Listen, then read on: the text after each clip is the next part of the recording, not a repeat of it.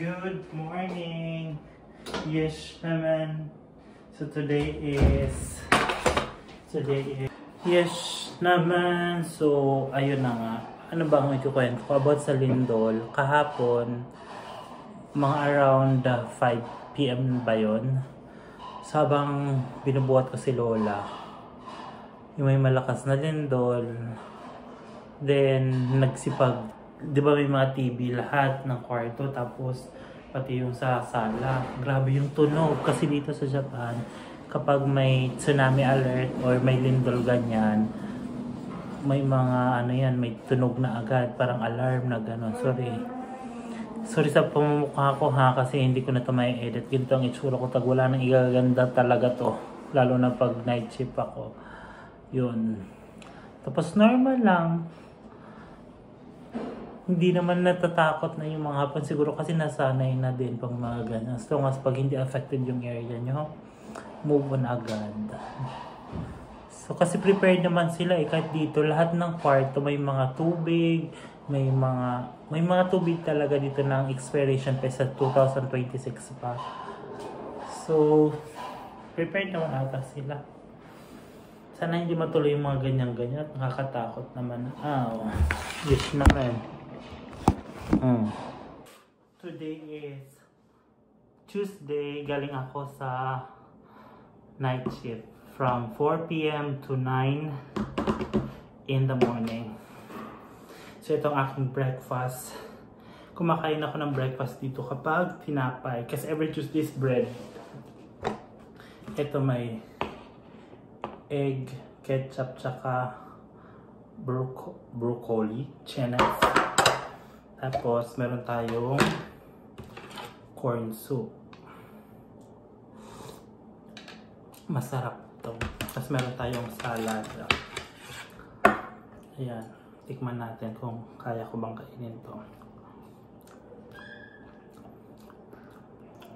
Kaya rin naman. Pero ayoko.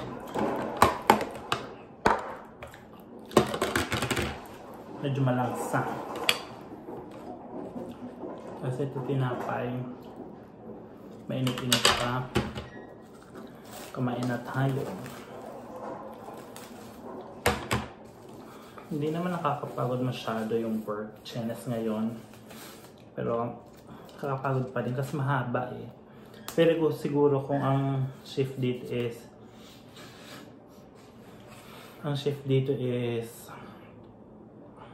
anong oras ba? It's 9 hours. Hindi nakakapagod.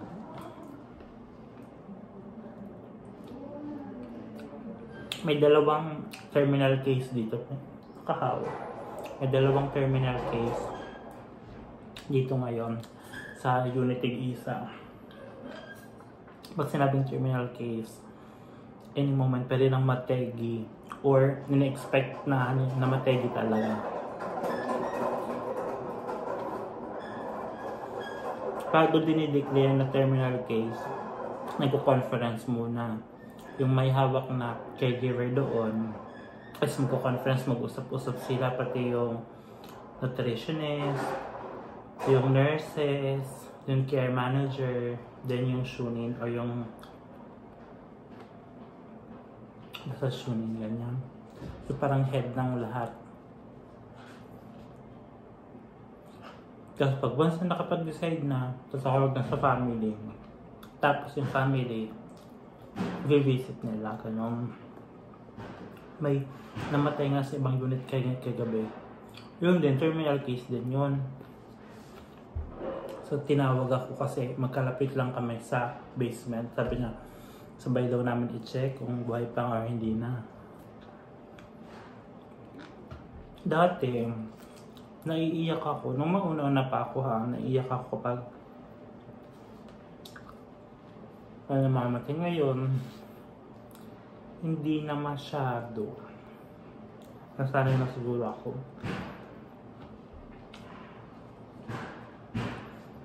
Kasi ganun, sunod-sunod. Kapag may namatay, may magiging magiging pangit na din yung condition. Tapos ganyan din, magiging terminal case. Then mamamatay. At sunod-sunod na yan. Tapos Kapag pantatlo, matitigil na yan, magsastop na yan. Tapos matagal naman masusundan. Kahit doon sa dati kong trabaho gano'n. May pattern. Tapos yung isa naman na matanda, panay pukpok sa table, sa mga pintuan. Hindi siya makatulog daw. Kahit anong nakikita niya, kahit sino-sino ang nakikita niya. Masarap tong soup.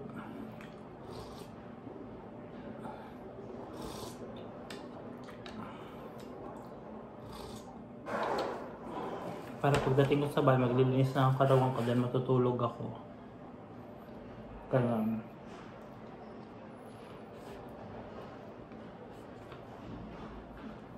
nakakaantok lang sobra kapag mga kinakati ako.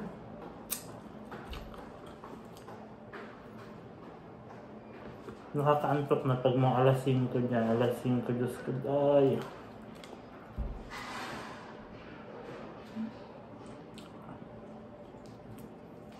Parang kukunin ka na ng liwanag.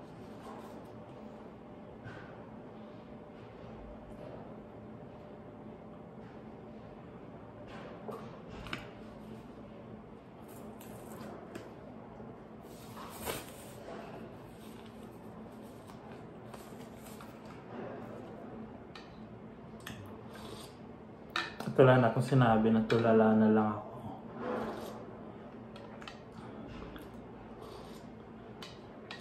Hindi ako nagrereklamo ha. Mas maganda dito. Walang along eme.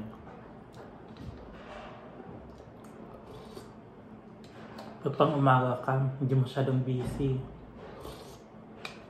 Wala masyadong pinagbubuhat.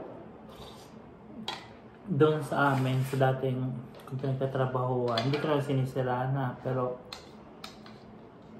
pasalamat din ako kasi yung training ground talaga. Training ground. Parang na-train talaga doon paano kumilos na mabilis. Ganun. Kaya pupunta ko dito, parang nabilisan lang ako sa trabaho. Kasi mabilis lang after 3 days na mag-isa na ako sa unit.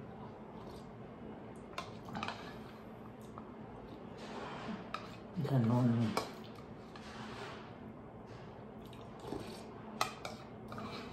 Kaya nakakatuwa.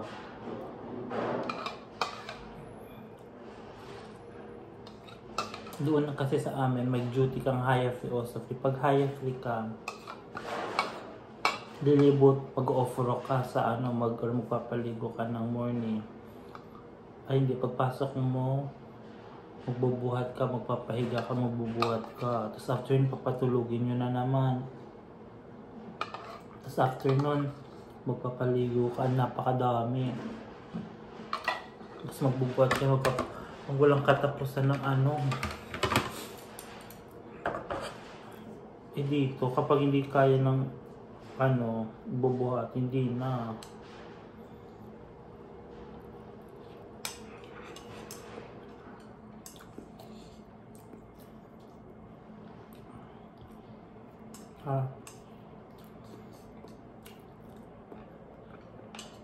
Libre yung dito, dinner dito kapag night shift ka. Kagabi is beef. Hindi ko na na-vlog. Hindi ko na na-videohan. Beef yung kulang kagabi. Hindi ko nakain kasi hindi ako makain nun.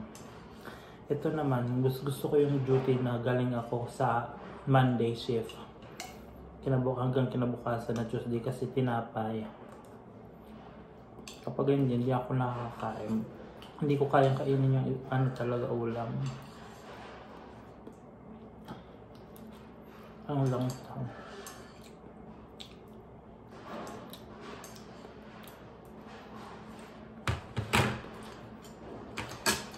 Pero talaga hindi ko to kaya rin mga ante.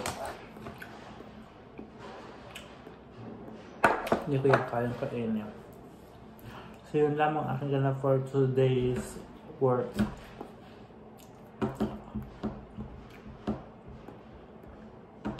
Masasanay din kayo. Ako dati parang feeling ko mas masarap maging bata talaga. Kasi wala kang responsibility. Maglalaro ka lang, kakain, matutulog, kakain, mag-aaral, ganun. Kaya kapag matanda ka na, parang hindi mo na Hindi ka, ano yung parang, hindi ka na pwedeng ganun eh, parang pepetex kasi walang mangyayari sa'yo kapag petex ka sa life. Yung parang tambay lang. Kailangan mo nang gumalaw-galaw kasi baka ma-stroke. Yes naman. Arte pa ba?